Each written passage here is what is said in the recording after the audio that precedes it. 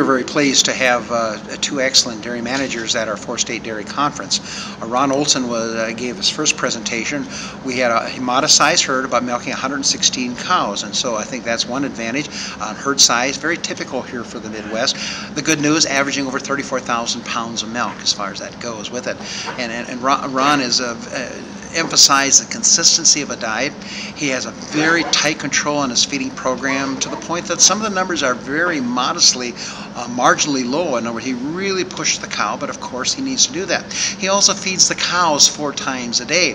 The good news is that means cows get 4 different meals. The bad news, he's got to mix it four times a day as well. Very cognizant of getting cows pregnant, producing high quality milk, watches components very carefully as well. So these cows have a very comfortable environment.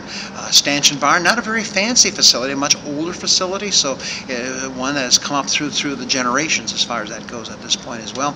And of course, really on top of the feeding program. He really emphasizes nutrition out there in the feeding program.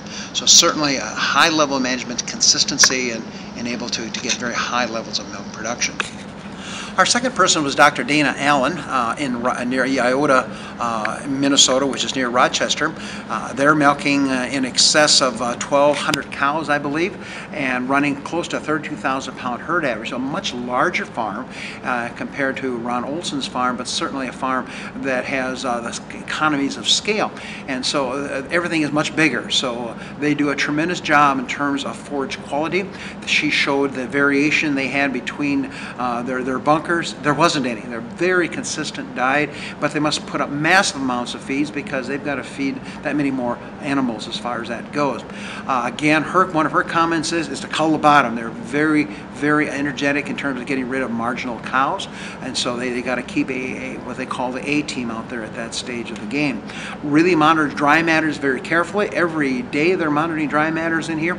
They use some technologies in terms of looking at measuring dry matters using a payloader. Some experimental research is being done coming from Europe at this stage of the game. So they're always looking at innovative ways to try to tweak and get the feeding program done right.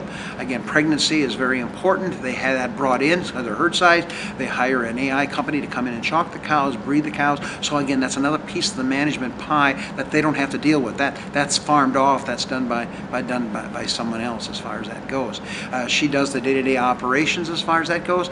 And of course, the other key factor is labor. They need to have a very high quality labor and the ability to retain that labor. Some are Hispanic and some is not, some is local at this point, and they blend that together, but they know that's a very important part of that operation as well.